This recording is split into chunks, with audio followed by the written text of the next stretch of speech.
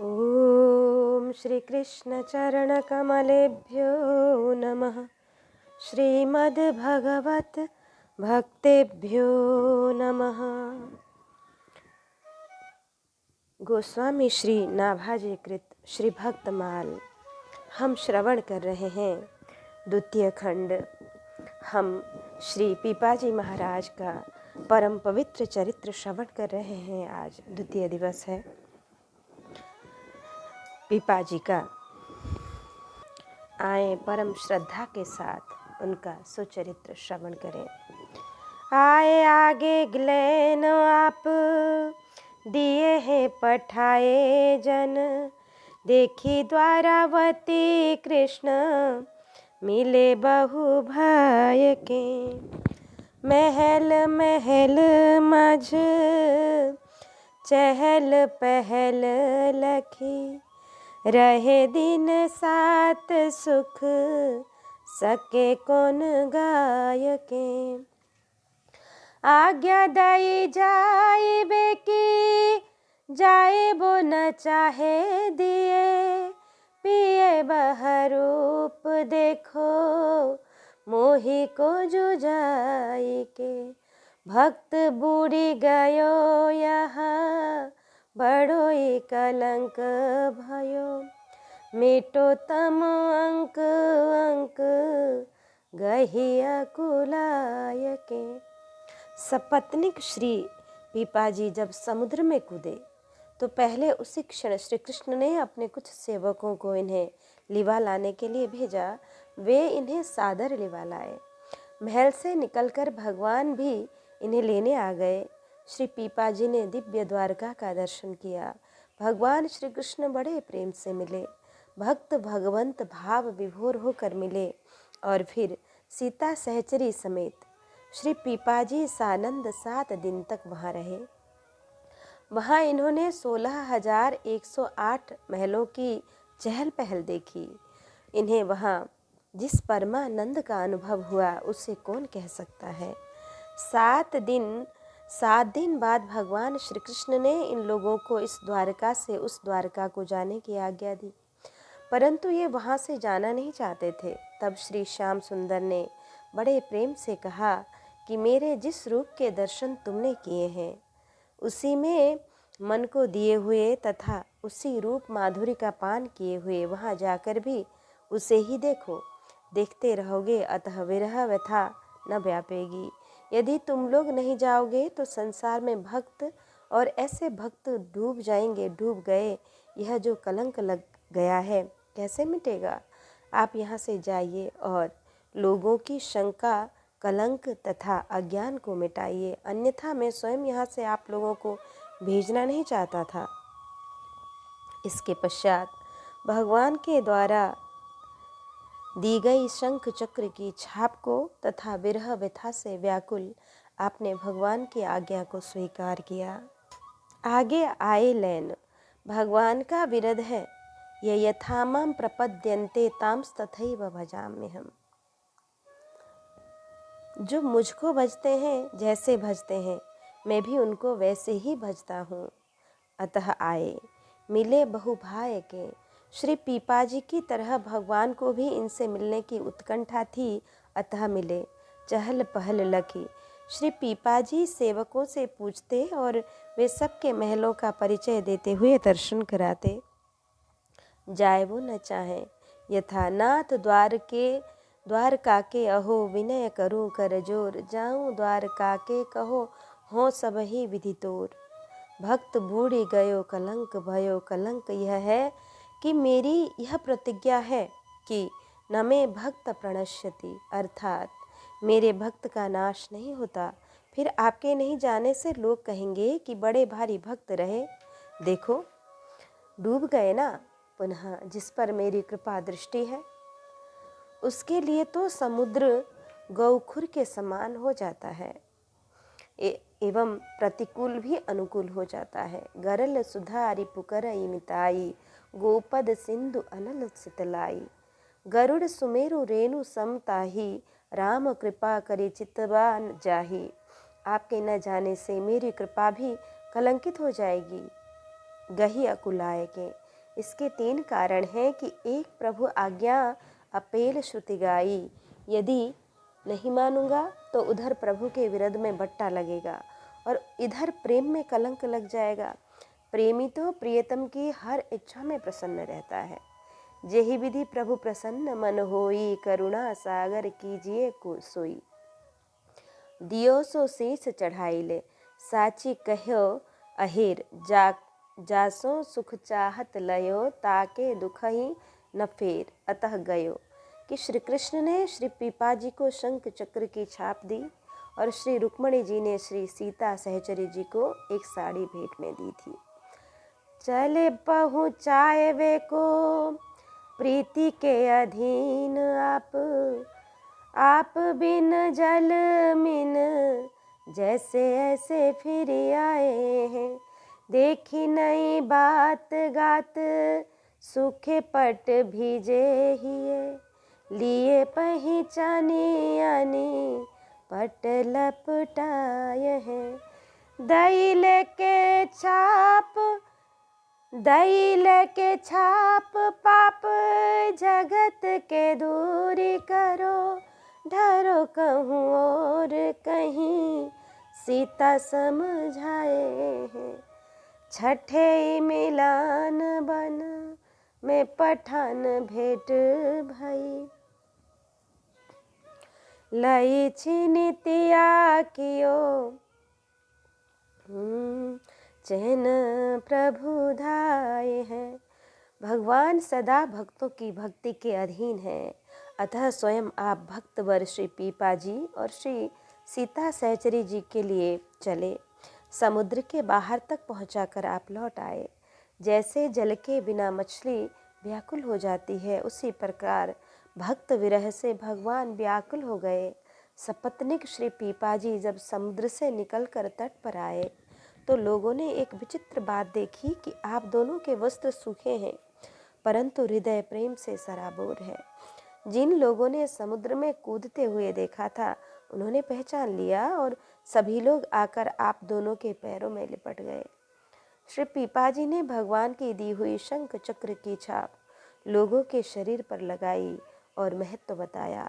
पुजारियों को छाप देकर कहा कि आप सभी द्वारका आने वालों को छाप देकर कृतार्थ करें, उनके पाप दूर करें, यह भगवान की आज्ञा है। द्वारका में आपके दर्शनों के लिए नित्य भारी भीड़ होने लगी। तब श्री सीता सहचरी जी ने श्री पीपा जी को समझा कर कहा कि अब यहाँ से कहीं अन्यत्र चलो, यहाँ भजन में बाधा हो रही है। दोनों द्वारका से चल दिए। छठे मुकाम पर पहुँचते ही इन्हें पठान मुसलमान मिल गया।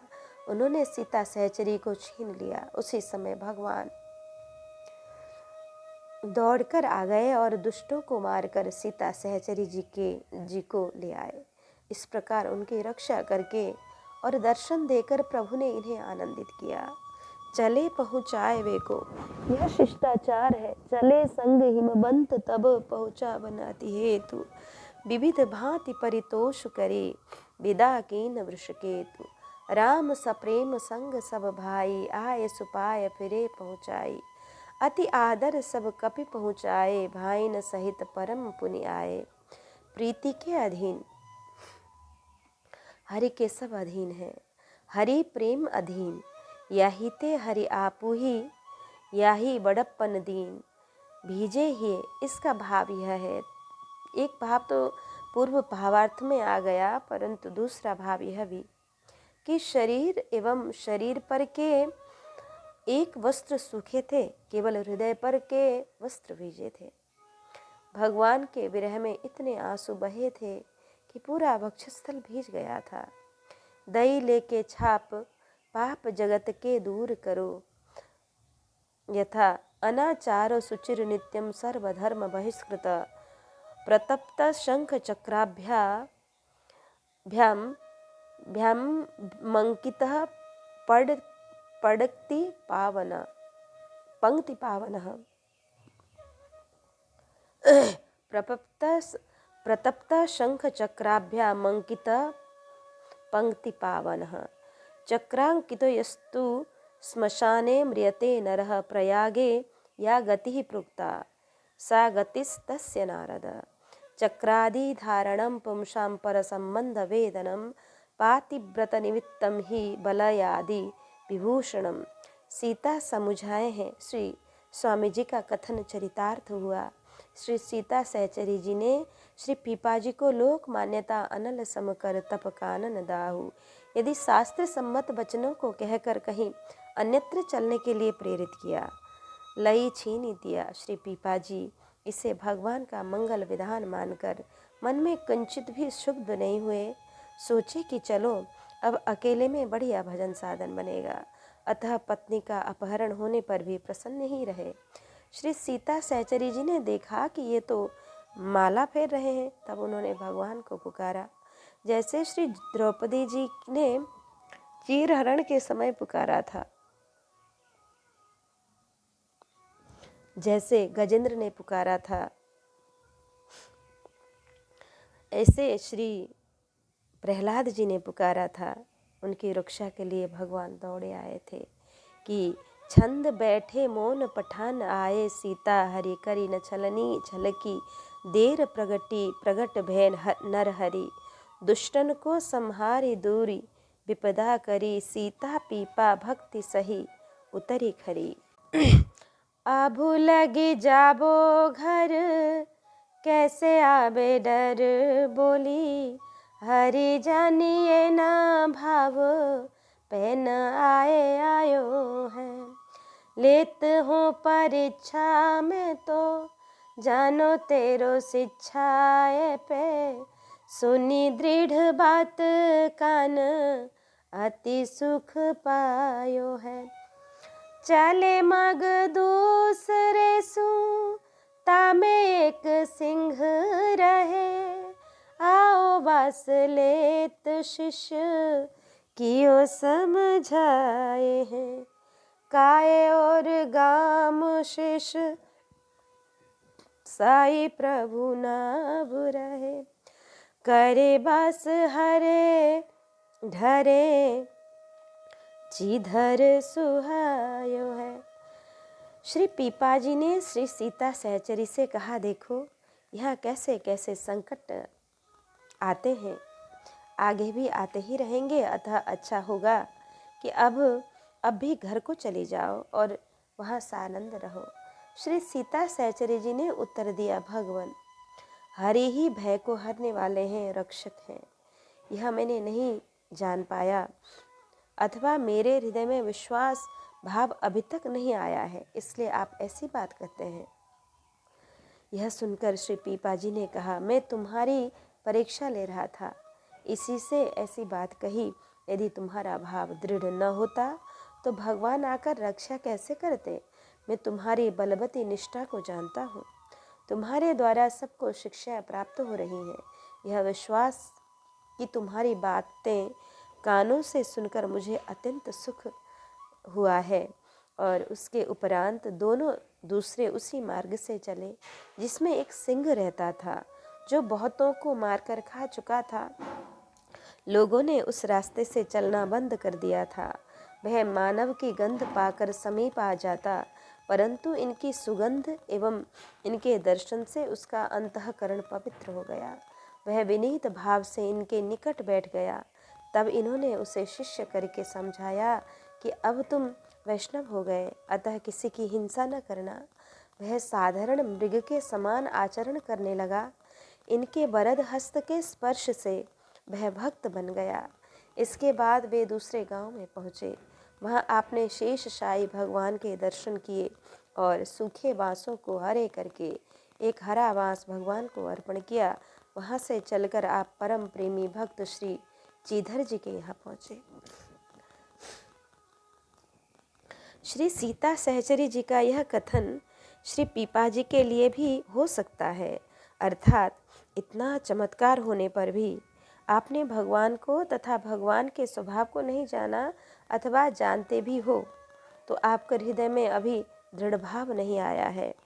नहीं तो आपको समझना चाहिए कि भगवान जब सदा सर्वदा भक्त की रक्षा करते ही हैं, तब भला मैं जब आपको कोई भार रूप नहीं होती हूँ तो आप यह कहकर कि अभू अभु लगी जावो घर, क्यों मेरा तिरस्कार करते हैं। लेता हूँ परीक्षा। श्री पीपाजी ने तुरंत पैतरा बदल दिया और बोले, मैं तो तुम्हारी परीक्षा ले रहा था।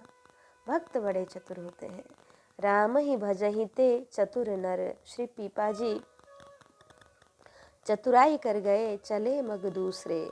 समझायो है, इस रास्ते पर सरकारी पहरा था। कोई भी मनुष्य इससे आने जाने नहीं पाता था, यहाँ से आ जा नहीं सकता था। पहरेदारों ने उन्हें भी रोका, परंतु ये नहीं माने। महात्मा की मौज। कहावत है, सिंह और साधु का मुख जिधर उठ जाता है उधर ही चल देते हैं। पुनः दूसरा रास्ता तो जो 2 कोस के अंतर से जाता है और इन्हें श्री चीधर भक्त के यहाँ पहुँचने की त्वरा थी, अतः उसी रास्ते से हट करके गए। पुनः सिंह के ऊपर भी कृपा करनी थी, उसका उद्धार करना था, अतः उसी मार्ग से गए। पहरेदारों ने सोचा, साधु संत हैं, हट करते हैं तो कौन पीछे पड़े, जाने दो। ये चल दिए। पहरेदार पेड़ पर चढ़कर देखने लगे कि देखें आगे क्या होता है। सिंह मनुष्य की गंध पाकर गरजता हुआ आया तो इन्होंने भी श्री राम नाम की गर्जना करके मुंहतोड़ जवाब दिया तथा यह भी जनाया कि हम भी गर्जने वाले हैं, तुमसे कुछ कम नहीं है, हम भी सिंह के बच्चे हैं। श्री राम सिंह एवं श्री रामानंद सिंह के बच्चे हैं। समीप आने पर इन्होंने उससे कृपा दृष्टि से देखा।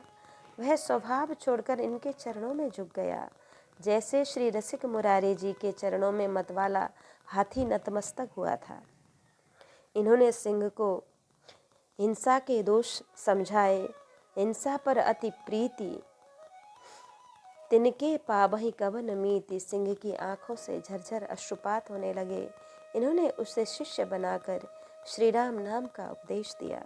श्री पीपाजी के उपदेश से सिंह ने मांसाहार का परित्याग करके 7 दिन तक उपवास पूर्वक अहरनिश भगवान नाम का जप करते हुए अपना शरीर छोड़ दिया। दूसरे जन्म में वही जूनागढ़ का परम भक्त श्री नरसिंह जी बना। भक्ति विजय सिंह के पूर्व जन्म की कथा इस प्रकार है। वह पहले जन्म में राजा था, नित्य प्रति पक्षियों को चुगा डालता था और वहीं पास में एक महात्मा भजन करते थे। पक्षी चुगा चुगकर महात्मा जी के मस्तक पर बैठकर उन्हें चोंच मारते थे। राजा ताली बजा बजा कर ठहाका मार मार कर हंसता था। संत जी ने क्रुद्ध होकर राजा को सिंह होने का शाप दे दिया था। जो लोग पेड़ पर चढ़कर देख रहे थे, उन लोगों ने जब देखा कि इन्होंने तो परम हिंसक सिंह को भी परमहंस बना दिया, तो सब के सब दौड़कर श्री पीपाजी के चरणों में पड़कर उपदेश के लिए प्रार्थना करने लगे। थोड़ी ही देर में वहाँ अपार भीड़ एकत्र हो गई। श्री पीपाजी ने सबको भक्ति का उपदेश दिया और कहा कि सिंह अब साधु हो गया है, उससे अब किसी को कोई भय नहीं है। करे बांस हरे, जैसे श्री जगन्नाथ भगवान एवं बद्रीनाथ भगवान को बेंत चढ़ते हैं, वैसे ही वहाँ भगवान को लठियाँ भेंट की जाती है। अतः उन्होंने भी दुकानदार से एक लठिया मांगी। उसने पैसा मांगा। इन्होंने विवशता प्रकट की। तब उसने झुंझला कर कहा कि बाबा जी, याते मन नहीं रुके, कहा ले कीजिए, धन बिन मिले न वस्तु, राम रस पीजिए। बहुत ज़रूरत हो तो जाकर बांस बारी में से काट लो, यहाँ बिना पैसे के नहीं मिलेगा। तब इन्होंने दुकान पर रखी हुई सभी लाठियों को हरी कर दिया। वे सब की सब वही जम गई। उनमें शाखा पल्लव फूट आए। यह चमत्कार देखकर दुकानदार तुरंत चरणों में पड़ गया और प्रार्थना की कि आप जितनी चाहें, जो चाहें सो लाठी ले लें, परंतु लाठियों को फिर जैसी की तैसी कर दीजिए। श्री पीपाजी ने कहा कि यह शर्त करो कि साधु संतों को बिना पैसे के ही दे दिया करूँगा, तब तो तुम्हारी लाठियाँ पूर्ववत होंगी, अन्यथा अब तो बस वार हो ही गई।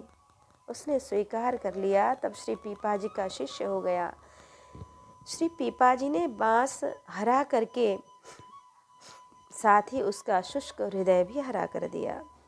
धोतिया पति देखें आए भगवत पे, घर की कुगति रति सचिले दिखाई है। लहंगा उतारी बेची दियो ताको सीधो लियो, करो अजुपाक बधू कोठी में दुराई है। करी ले रसोई सोई भोग लगी बैठे कहो, अब मिली दोई कही पाछे सिथ भाई है। बाहू को बुलाबो लाबो आनी के जिमावो, तब सीता गई ठोर जाई नगन लखाई है। भक्त श्री चीधर जी और उनकी धर्म पत्नी ने देखा कि परम भागवत श्री पीपाजी अपनी स्त्री समेत पधारे हैं। वे स्वागत करके परम प्रसन्न हुए, परंतु घर की हालत बहुत खराब थी। घर में खाने पीने का कुछ भी सामान था ही नहीं। उन्होंने अपनी सच्ची संत प्रीति का परिचय दिया। श्री चीधर जी की स्त्री ने एकमात्र अपना वस्त्र लहंगा उतार कर दे दिया। श्री चीधर जी उसे बेचकर सीधा सामान ले आए और उसे श्री पीपाजी के सामने रखकर बोले, महाराज रसोई कीजिए और भगवान का भोग लगाइए। लहंगा के अतिरिक्त दूसरा वस्त्र पहनने के लिए नहीं था। उनके बिक जाने के कारण भक्तिन का शरीर नग्न हो गया था। अतः श्री चीधर जी ने उसे कोठरी में छुपा दिया। श्री सीता सहचरी जी उन्होंने रसोई तैयार कर दी। भगवान का भोग लग गया। श्री पीपाजी ने श्री चीधर भक्त से कहा, भक्तिन को बुला लाइए और आप और हम सब एक साथ ही बैठकर प्रसाद पावेंगे।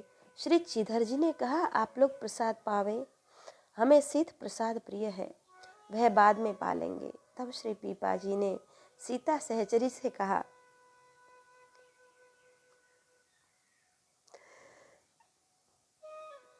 तुम भीतर जाकर उन्हें बुला लाओ और इन्हें भी साथ ही प्रसाद पवाओ। तब वे भीतर गईं तो उन्होंने जाकर देखा कि वह नग्न बैठी है। दोहतिया पति देखें कि श्री चीधर जी और उनकी पत्नी दोनों ही बड़े संत सेवी थे। इनका यह नियम था कि जब घर पर संत आए थे तब ही रसोई बनाती थी। यदि किसी दिन संत नहीं आए तो ये लोग भूखे ही रह जाते थे। ऐसे ही पलटू दास जी ने भी नियम ले रखा था। पलटू दुनिया जाति का निस्दिन धुने कपास, जेहि दिन संत मिले नहीं तेहि दिन करे उपास। ऐसे निष्ठावानों के यहाँ संत भी आते ही रहते हैं। श्री चीधर जी के यहाँ नित्य प्रति संतों का आवागमन बना रहता था।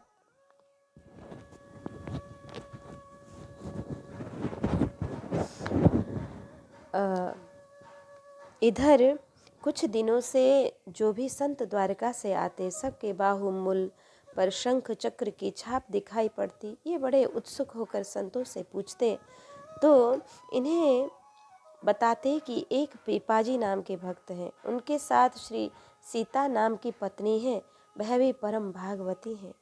दोनों ही द्वारका नाथ जी का दर्शन करने के लिए समुद्र में कूद गए थे। भगवान ने उन्हें दर्शन दिया। 7 दिन तक दिव्य द्वारका में रखा और चलते समय शंख चक्र की छाप दी है।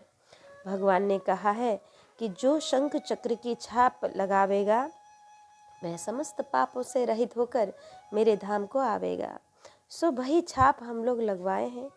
संतों ने यह भी बताया कि वे भक्त दंपति भी आपका दर्शन करने के लिए आने वाले हैं।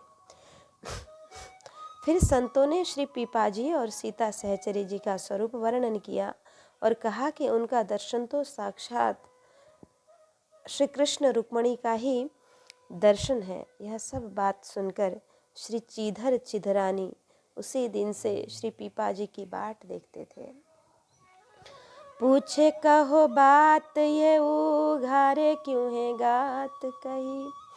ऐसे ही बिहात साधु सेवा मन भाई है। आबे जब संत सुख होत है अनंत तन। ढक्यो के उघारो कहाँ चर्चा चलाई है। जानी गई रीति प्रीति देखी एक इनही में। हमहु कहावे पे छटाहु न पाई है। दियो पट आधो फारी गही के निहारी लई। भई सुख सैल पाछे पिपासों सुनाई है। कि श्री सीता सहचरी जी ने जब भक्तिनी को नग्न देखा तो पूछा, कहिए क्या बात है, आपका शरीर उघारा क्यों है। तब श्री चीरधर की स्त्री ने कहा, हम लोगों को संत सेवा हृदय से अत्यंत प्रिय लगती है, अतः हमारा समय इसी प्रकार बीतता है। जब संत भगवान पधारते हैं तब उनका दर्शन, सत्संग एवं स्वागत करके हमें अपार सुख होता है। उस परमानंद के सामने यह नश्वर शरीर ढका है अथवा उघारा है, इसकी क्या चर्चा की जाए। सीता सहचरी जी ने जब यह बातें सुनी तो वे जान गई, सब रहस्य उनकी समझ में आ गया। वे मन में विचारने लगी कि ऐसे निष्किंचनता और संत सेवा की ऐसी रीति, ऐसा विचित्र प्रेम तो केवल इन्हीं भक्तों में दिखाई पड़ा। यूँ तो हम लोग भी साधु संतों के प्रेमी एवं सेवक कहे जाते हैं, परंतु इनकी सेवा निष्ठा की जरा सी झलक भी हम में नहीं आ पाई है। इसके उपरांत सीता सहचरी जी ने अपनी धोती में से आधी फाड़कर उन्हें दिया। उसे उन्होंने पहन लिया। तब उनका हाथ पकड़कर इन्हें घर से बाहर लेवा लाईं।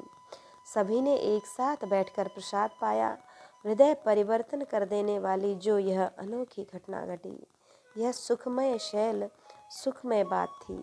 इसे सीता सहचरी जी ने बाद में शयन करते समय पीपा जी को सुनाया। सुख होत है अनंत, कि जो सुख होत भक्त घर आवे। सो सुख होत नहीं बहु संपत्ति बाझई बेटा जाए। जो सुख भक्तन को चरणोदक पीबत गात लगाए। सो सुख सपने हु नहीं पैयत कोटिक तीरथ नुहाए। जो सुख भक्तन को मुख देखत उपजत दुख बिसराए। सो सुख होत न कामिही कबहू कामिनी उर लपटाए। जो सुख होत भक्त वचननी सुनी नैनन नीर बहाए। जो सुख कबहू न पैयत पितु घर पूत को पूत खिलाए। जो सुख होत मिलत साधुन के छिन छिन रंग बढ़ाए। सो सुख होत न रंग व्यास को लंक सु मेर ही पाए। कहा चर्चा चलाई है कि श्री सीता सहचरी जी के शरीर के संबंध में प्रश्न करने पर श्री चिधरानी जी अनमनी सी होकर बोली, आपने यह कौन सी बात चलाई। मैं तो सोचती थी कि आप श्री कृष्ण का दर्शन करके आई हैं, अतः कुछ श्री कृष्ण संबंधी वार्ता करेंगी, हमें भी श्री कृष्ण दर्शन करावेंगी, अतः हम आपकी प्रतीक्षा कर रही थी। आपके दर्शन के लिए लालायित थी, परंतु आपने भी लौकिक वार्ता ही चलाई। अरे यह जीव 84 लाख योनियों में न जाने कितनी बार जन्म ले चुका है। उन योनियों में तो यह उघारा ही रहा। फिर यदि इस योनि में भी उघारा रहे तो इसमें क्या हर्ज है। और फिर यदि साधु सेवा निमित्त उघारा भी रहना पड़े तो कौड़ी देकर अनमोल हीरा लेने के समान है। यहाँ कहा अधम शरीर और कहाँ लोक परलोक साधिक साधु सेवा। कुत्ते और स्यार के भक्ष यह इस शरीर के बदले और संत और भगवंत की प्राप्ति, यह तो जीवन के लिए परम दुर्लभ संयोग है। भगवान श्री कृष्ण श्री उद्धव जी से कहते हैं कि एषा मध्यमतां बुद्धिर मनीषा च मनीषिणाम यत् सत्यमन्रितेनेह मर्ते नाप्नोति मामृतम्। कि विवेकियों के विवेक की और चतुरों की चतुराई की पराकाष्ठा इसी में है कि वे इस विनाशी और असत्य शरीर के द्वारा मुझ अविनाशी एवं सत्य तत्व को प्राप्त कर लें। अतः इसकी चर्चा पीपासों सुनाई है। रात्रि में श्री सीता सहचरी जी जब पति की चरण सेवा में उपस्थित हुई तो श्री पीपाजी ने कहा कि आज तो श्रीधर भक्त का यहाँ प्रसाद पाकर बड़ा सुख मिला। भजन ध्यान में भी खूब मन लगा। प्रेम का जैसा नशा छासा गया, ऐसे सुख तो कभी कभी भी नहीं मिला था। यदि मिला था तो श्री द्वारकानाथ जी के यहाँ माता रुक्मणी के हाथ का प्रसाद पाकर, या तो आज यहाँ मिला। तब श्री सीता जी ने उनकी सेवा निष्ठा का वृत्तांत सुनाया। यह कहते सुनते श्री सीता जी एवं श्री पीपा जी को भक्ति का आवेश आ गया। जैसे रण के बाजे को सुनकर वीरों को जोश आ जाता है। श्री सीता जी ने कहा कि श्री चिधरानी जी की श्री चिधर जी की पत्नी ने जो निष्ठापूर्वक संत सेवा की है, वैसी निष्ठा से हम भी इनकी सेवा करेंगी, तब हम उनसे उऋण हो सकेंगी। तब श्री पीपाजी ने कहा, उन्होंने तो साधु सेवा की जो सीमा है उस भाव को सम्यक प्रत्यक्ष करके दिखा दिया। अब इससे आगे क्या शेष रहा जो आप करके दिखावेंगी। तब श्री सीता सहचरी जी ने कहा, करें वैश्या कर्म है हमारो यही कही जाए, बैठी जहाँ ना जाने की ढेरी है। गिरी आए लोग जिन्हें नैननी को रोग लखी, दूर भयो सोगनी को नीके हूँ नहेरी है। कहे तुम कौन बार मुखी नहीं भोन संग, भरुआ सुगहे मन सुनी परी बेरी है। करी अन्न राशि आगे मुहर रुपया पागे, पठे दई चिधर के तब ही निवेरी है। सपत्निक भक्त श्री चिधर जी की संत सेवा निष्ठा से प्रभावित होकर सीता सहचरी जी ने अपने पतिदेव से कहा, अब तो हमारा धर्म यह है कि हम वेश्यावृत्ति अपनाकर अपना शरीर बेचकर संत सेवा करें। ऐसा निश्चय कर वे दोनों आप वहाँ जाकर बैठे जहाँ अनाज की बड़ी मंडी थी। उस समय उन्होंने अपने साधु वेश छिपा लिया था। श्री सीता सहचरी जी की अपार सुंदरता से आकृष्ट होकर के वे लोग एकत्र हो गए जो आँखों के रोगी रूप निखरने के लोभी थे। समीप आकर जब उन लोगों ने उनको देखा तो उनके नेत्र का रोग शोग अर्थात उनकी विषय दृष्टि नष्ट हो गई। वे लोग इनकी ओर जरा अच्छी तरह देखने में भी समर्थ नहीं हुए। लोगों ने श्री सीता सहचरी जी से पूछा कि आप कौन हैं, आपके साथ ये सज्जन कौन है। इन्होंने उत्तर दिया, हम वेश्या हैं, हमारे घर द्वार कुछ भी नहीं है और हमारे साथ में यह हमारा भड़ुआ है। यह सुनकर वे स्तब्ध होकर खड़े हो गए, खड़े के खड़े ही रह गए और उनके तन मन गतिहीन हो गए। फिर जिन लोगों ने उन्हें द्वारका में देखा था उन्होंने पहचान कर बताया, अरे ये परम भक्त श्री पीपाजी और ये उनकी धर्मपत्नी सीता सहचरी जी हैं। तब तो लोगों ने उनके आगे अन्न वस्त्र और मोहरों के ढेर लगा दिए। श्री पीपाजी ने वह सब सामान भक्त श्री चिधर जी के यहाँ भेज दिया। श्री चिधर जी ने साधु और ब्राह्मणों को खिला पिलाकर एवं दक्षिणा देकर सर्वस्व समाप्त कर दिया।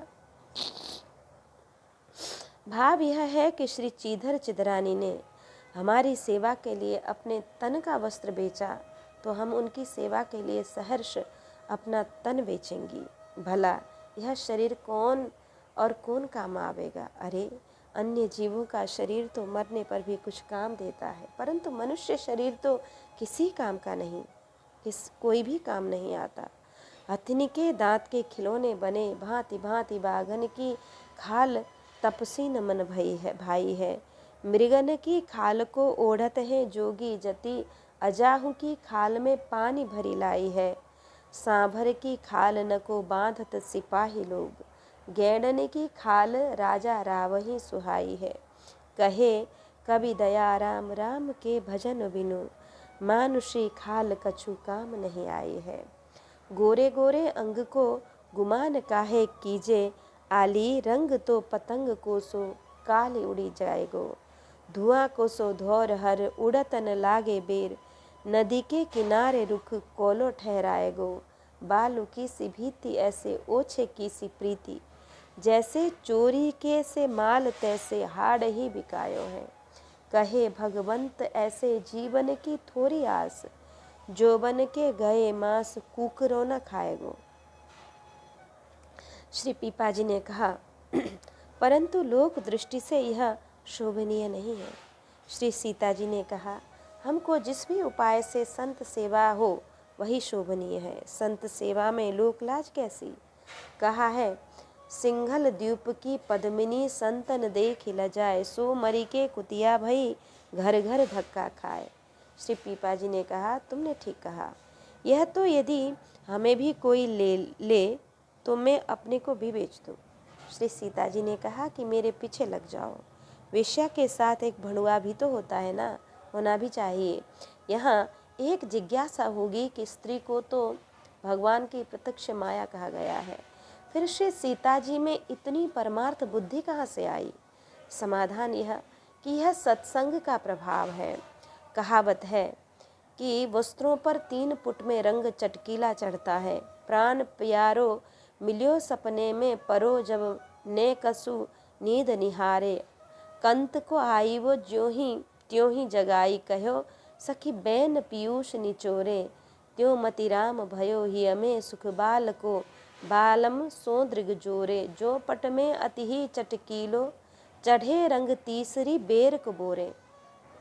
श्री सीता जी को भी प्रथम श्री पीपा जी के सत्संग का रंग चढ़ा, फिर दूसरी बार श्री चीधर जी के सत्संग का रंग चढ़ा, फिर तीसरी बार श्री चिधरानी जी के सत्संग का रंग चढ़ा। इस प्रकार इन पर पक्का प्रेम रंग चढ़ गया है।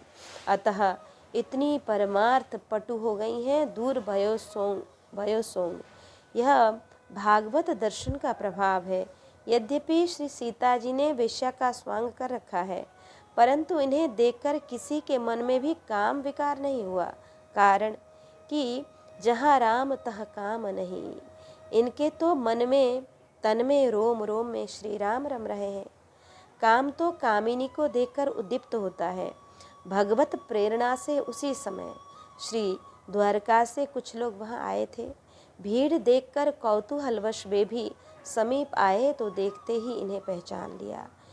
उन लोगों ने श्री द्वारका में इन्हें एवं इनकी भक्ति के प्रताप को देखा था, अतः सबने इनको साष्टांग दंडवत प्रणाम किया और फिर सबको इन परम भागवतों का परिचय दिया। सुनकर सब लोग स्तब्ध रह गए। फिर तो सबकी श्रद्धा उमड़ी। सभी लोगों ने यथाशक्ति अन्न द्रव्य की सेवा की। वहाँ राशि लग गई अन्न की एवं मुहरों की। तब ही निवेरी है, क्योंकि इन्हें तो अपनी कमाई से प्राप्त धन में ही संतोष है तथा प्राप्त को भी संत सेवा में लुटा देने में ही सुख मानते हैं। इस प्रकार श्री पीपाजी दंपति एवं श्री चीधर दंपति दोनों ही की संत सेवा निष्ठा अनुपम है। आज्ञा मागी टोड़े आए, कभू भूखे कभू घाए।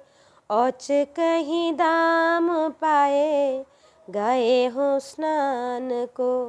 मुहरनी भाड़ो भूमि, गाड़ो देखी छाड़ी आयो।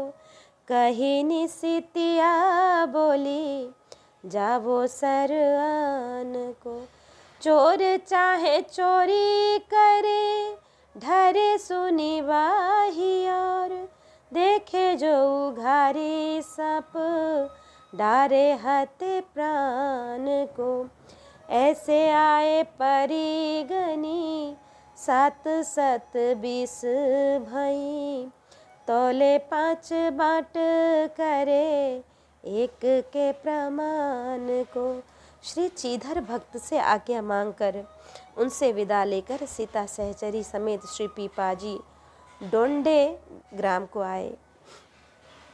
मार्ग में जब कोई प्रेमी भक्त नहीं मिलते थे तो आप भूखे ही रह जाते थे, यदि मिल जाते तो प्रसाद पाकर तृप्त हो जाते थे। टोंडे में आप गांव से बाहर कुटी बनाकर रहने लगे। एक दिन आप स्नान करने के लिए गए तो वहाँ एकाएक आपको मोहरों से भरे हुए कई मटके दिखाई पड़े। उस मिले हुए धन को त्याग कर आप चले आए। रात में सीता सहचरी जी से आपने बताया कि उस सरोवर पर स्वर्ण मुद्राओं से भरे मटके में छोड़ आया हूँ। सुनकर उन्होंने कहा, अब आप उस तालाब पर स्नान करने मत जाइएगा, दूसरे पर जाया कीजिए। संयोगवश चोरी करने की इच्छा से वहीं कहीं कुटी के और पास छिपे हुए चोरों ने यह बात सुन ली। वे तुरंत उसी सरोवर पर गए और जाकर देखा तो उन पात्रों में सांप भरे हुए हैं। चोरों ने समझा कि वे हमें सांपों से कटवाकर मरवा डालने के लिए ही ऐसी बातचीत आपस में कर रहे थे। बदला लेने की भावना से उन चोरों ने मोहरों भरे सभी माट उखाड़े और श्री पीपाजी की कुटी में पटक कर भाग गए। संत सेवा के लिए भगवान के द्वारा दिए हुए धन को जब श्री पीपाजी ने संभाला तब मालूम पड़ा कि 720 सोने की मोहरें हैं और एक एक मुहर तोल में 5-5 तोले की है। ओहो, कभू भूखे कभू घाये। साधु समाज में प्रसिद्ध कहावत है कि कभी घी घना, कभी मुट्ठी चना, कभी बह भी मना, अर्थात कभी तो खूब घी से तर चकाचक माल गुटते छनते हैं, कभी एक मुट्ठी चने पर ही दिन बिता देना पड़ता है और कभी बह भी नहीं मिलता है। ऐसी परिस्थितियों के बीच श्री पीपाजी भी गुजरे। जिस दिन कोई प्रेमी संत वैष्णव मिल जाते उस दिन तो खूब तृप्त होकर प्रसाद पाते। जिस दिन ऐसा संयोग नहीं बनता उस दिन वे भूखे ही रह जाते, परंतु विमुख के यहाँ अन्न का ग्रहण नहीं करते थे। इस तरह कभू भूखे कभू घाये, भूखे घाये, इससे तात्पर्य कभी सम्मान पाते और कभी अपमान, औचक ही दाम पाए। हाथ पांव की शुद्धि के लिए मिट्टी खोद रहे थे, वहीं उन्हें मोहरों से भरा पात्र दिखाई पड़ा। जाबो सर आन को, इसलिए कि कल्याणकामी पुरुष को अर्थ नामधारी अनर्थ को दूर से ही परित्याग करने की शास्त्रों की आज्ञा है। तस्मात् दनर्थ मर्थाख्यम श्रेयोर्थी दूरतस त्यजित। यह माया का विघ्न है, इसकी ओर तो देखना भी महान अनर्थकारी है। श्री तुलसीदास जी भी कहते हैं कि छोरत ग्रंथि जानि खगराय, विघ्न अनेक करे तब माया, रिद्धि सिद्धि प्रेरई भऊ भाई, बुद्धि ही लोभ दिखा वही आई, होई बुद्धि जो परम सयानी, तिन तन चितब न अनहित जानी। ऐसे आए परी। कहावत है, भगवान देते हैं तो छप्पर फाड़ कर ही देते हैं। अभागे चोरों को वह मोहरे सर्प दिखी। इससे कहा गया है कि कर्महीन को ना मिले भली वस्तु को भोग, असुरन उद्यम बहु कियो भो न सुधा संयोग। कि इस पर एक दृष्टांत ब्राह्मण का स्वर्णमणि में लंका से लोहा और चिथड़ा ले आया कि जो इस आबे द्वार ताही देत हैं आहार, और बोली के अनंत संत भोजन करायो है, बीते दिन 3 धन खाए प्याय छीन कियो, लियो सुनी नाम नृप देखिबे को आयो है, देखी के प्रसन्न भयो नयो, देवो दीक्षा मोही दीक्षा है अतीत करे, आप सो सुहायो है, चाहो सोई करो है कृपाल मोको ढरो आजू, धरो आनी संपत्तियों, रानी जाई लायो है। श्री पीपाजी ने विचार किया, अर्थ तो अनर्थों का मूल है, अतः उसका सदुपयोग करने लगे। जो भी द्वार पर आता आप उसे सादर भोजन कराते। साधु महात्माओं को निमंत्रण देकर बड़े बड़े विशाल भंडारे करने लगे। असंख्य संत प्रसाद पाने लगे। इस प्रकार खिला पिलाकर संपूर्ण धन को श्री पीपाजी ने 3 दिन में समाप्त कर दिया। आपके इस विशाल कीर्ति को टोंडे के राजा सूर्यसेनमल ने सुना तो वह दर्शन करने के लिए आया और दर्शन करके बहुत प्रसन्न हुआ। फिर बड़ी नम्रता से राजा ने प्रार्थना की और कहा, आप मुझे शिष्य बना लीजिए। श्री पीपाजी ने कहा, पहले संसार की वासनाओं को त्याग कर अतीत हो जाओ। विषयासक्त को दीक्षा देना व्यर्थ है। जिसमें विरक्त भाव दृढ़ है उसे हम लोग दीक्षा शिक्षा देकर अपने समान सुंदर बना लेते हैं। राजा ने कहा, आप जो चाहेंगे वैसी आज्ञा मुझे देंगे, मैं वही करूँगा। आप कृपालु होकर मुझ पर कृपा करें। तब आपने आज्ञा दी कि यदि ऐसा है तो आप अपनी सब संपत्ति और रानियों को यहाँ लाकर मुझको अर्पण कर दो। राजा ने राज्य और रानियाँ लाकर अर्पण कर दी। अतीत शब्द की व्याख्या पहले कबित 285 में हो चुकी है। श्री पीपाजी कहते हैं कि दीक्षा का प्रथम सोपान तो है अतीत होना, अर्थात वैराग्यवान होना। बिना वैराग्य के ब्रह्म विचार व्यर्थ है। बादि विरति बिनु ब्रह्म विचारु, पुनः ज्ञान की होई विराग बिनु। ब्रह्मलोक पर्यंत सुख तजिके बने अतीत, वैष्णव दीक्षा पात्र सो हरि की जाहि प्रतीति। कि जिन संगी निज सम करत, दुर्जन मन दुख दून। मलया चल है संत जन, तुलसी दोष बिहून। आप सरिस सबही चहकीना, धरो आनी संपत्ति और रानी। यहाँ संपत्ति से तात्पर्य अहमता से है और रानी से तात्पर्य ममता से है। बिना अहमता ममता का त्याग किए भगवत पथ पर चलना असंभव है। श्री पीपाजी को भी यह परीक्षा देनी पड़ी थी। जाए ल्यायो है कहा गया है, धन दे नीके राखी तन, तन दे राखे लाज। लाज प्राण धन दीजिए, एक प्रेम के काज। करी के परीक्षा दई, दीक्षा संग रानी दई।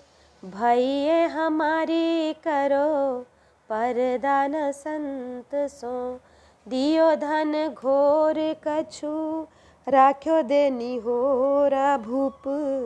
मान तन छोरा बड़ो, मान्यो जीव जंत सो। सोनी जरी बरी गए, भाई सेन सूरज के।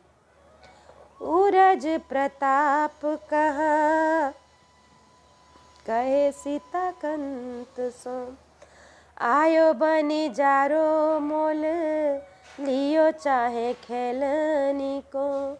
दियो बहकाए कहो, पीपाजू अनंत सो। इस प्रकार श्री पीपाजी ने राजा की परीक्षा लेकर उसको मंत्र दीक्षा दी। फिर संपत्ति और रानियों को लौटाकर कहा कि संपूर्ण राज्य तथा ये रानियां आज से अब हमारी हैं। इनमें अब ममता न रखना, मेरी आज्ञा से इनका पालन पोषण करना, तन मन धन से संत सेवा करना। रानियों को आज्ञा दी कि संतों से पर्दा न करके उनकी सेवा करना। इसके बाद राजा ने बहुत अनुनय विनय करके गुरुदेव को एक घोड़ा और संत सेवार्थ बहुत सा धन भेंट किया। आपने उसमें से कुछ धन रख लिया, शेष लौटा दिया। गुरुदेव के उपदेशानुसार राजा ने अहंकार को त्याग दिया और सभी जीव जंतुओं को अपने से बड़ा मानने लगा। यह समाचार सुनकर राजा के भाई बंधु जलभुन गए, परंतु महान प्रतापी सीतापति श्री पीपाजी से वे कुछ भी न कह सके। इसी बीच एक व्यापारी बैलों को खरीदने के लिए टोंडे गांव को आया। राजा के भाइयों ने उसे बहकाया कि पीपा भगत बैल के बहुत बड़े व्यापारी हैं, उनके पास बहुत अच्छे अच्छे बैल हैं, वहीं चले आओ, उन्हीं से कहो तुम्हें बैल मिल जाएंगे। करी के परीक्षा। श्री पीपा जी ने तो राजा की परीक्षा के लिए धन और रानियों को भेंट करने को कहा था, परंतु विमुख लोगों ने और ही अर्थ लगाया। वे आपस में कानाफूसी करने लगे कि देखो तो यह जार विद्या में कैसे निपुण है। प्रथम तो खूब त्याग वैराग्य दिखाकर राजा को प्रभावित किए, फिर ज्ञानोपदेश दिए। इस तरह राजा को सब प्रकार से अपनाकर उसका धन और धर्म दोनों लूट लिए। ऐसे ही बहुत से जवाब लोगों ने किए, परंतु राजा ने किसी की बात पर ध्यान ही नहीं दिया, लाकर सब पीपाजी को समर्पण कर दिया। तब श्री पीपाजी ने राजा को अधिकारी जानकर दीक्षा दी और संपत्ति एवं रानियों को भी लौटा दिया। करो परदान संत सो। श्री खोखी जी ने कहा है कि संतन सो पर्दा करे देखत तीन्हे लजात, खोजी सो बनी कूतिया फिरे उघारे गात। यह कपट को ही पर्दा कहा गया है।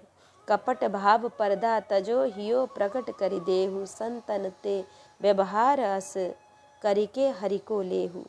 यह संत लक्षण है कि सबही मान प्रद आप अमानी, सुनी जरी बरी गए। किसी संत ने लिखा है, संत चरित वर्षा सुखद, फूलत सब संसार, आज जबा के विमुख जन हो तो हृदय छरी जरी छार। ऐसे ही राजा सूर्यसेन के भाई और बंधु भी जल भुन गए कि उन्होंने मेरे भाई पर न जाने कैसा यंत्र मंत्र चला दिया कि परम प्रतापी राजा होकर भी यह एकदम ही दीन हो गया है, सबको हाथ जोड़ता फिरता है। कोई भी मुंडी वैरागी आ जाए तो उसके चरणों में पड़ जाता है, चरणामृत लेता है। एकदम सत्ता को ही खो दिया है, उसका सब प्रताप ही न जाने कहाँ चला गया।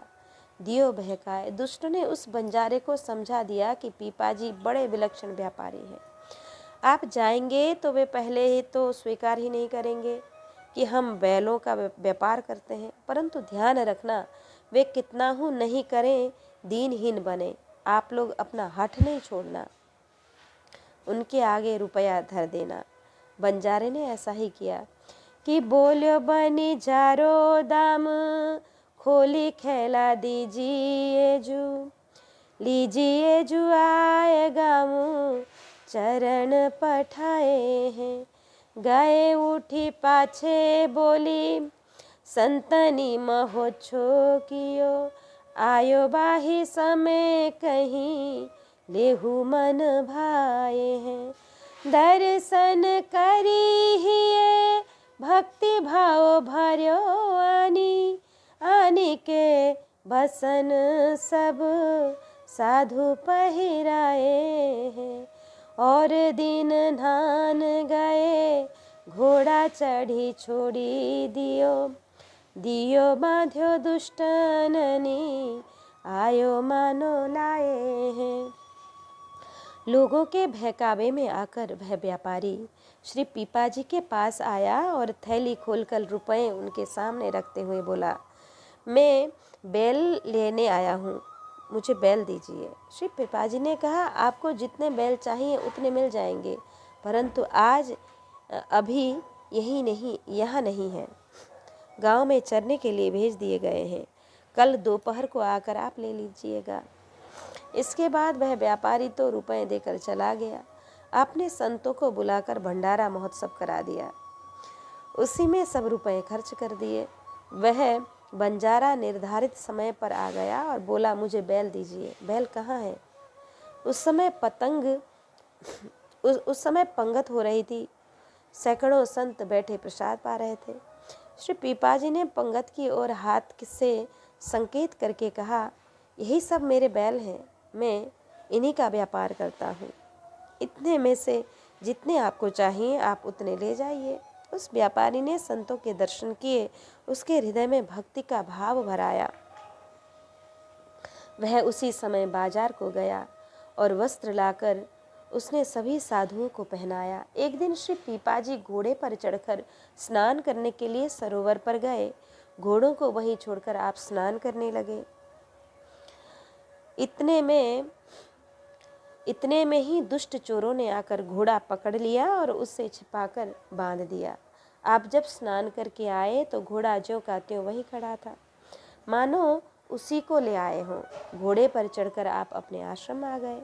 जब चोरों ने यह चमत्कार देखा तो वह डर गए और घोड़े को ले आए। तब वह घोड़ा नहीं दिखाई पड़ा। उन्होंने चोरी छोड़कर शिष्यता स्वीकार की। के गांव चरण पठाए हैं। श्री पीपाजी समझ गए कि किसी ने उपहास किया है, तो इन्होंने भी वैसी ही बात की। बोले, आज तो अभी हमारे बैल चरने गए हैं। बात यह थी कि उस दिन कहीं भंडारा था। जब सब संत वहीं भंडारे में गए हुए थे। श्री पीपाजी ने संतों को बैल कहा। इससे भाव यह है कि बैल धर्म का स्वरूप है। यथा धर्म ब्रवीषि धर्मज्ञ धर्मोसी वृष रूपधृक। राजा परीक्षित ने कहा, तुम धर्म को जानने वाले हो और धर्म की बात कहते हो, अतः वृष रूपधारी तुम धर्म ही हो। संत भी परम धर्म के ज्ञाता वक्ता के कारण परम धर्म के प्रगट स्वरूप हैं। पुनः जैसे बंजारों के बैल एक जगह से दूसरी जगह माल ले जाते हैं, उसी प्रकार संत भी इस लोक से परलोक को पहुंचाते हैं। अर्थात इस लोक में जो संत सेवार्थ खर्च किया जाता है, वह परलोक में अनंत गुना होकर सुखदायी होता है। संत को दिया हुआ अनंत होता है। संत हमारे कोश हैं, धन को तहाँ धरि देव। दिन दूनो निशि चौगुनो, जब चाहो तब लेव। गए हैं बुलाए आप, पाछे घर संत आए।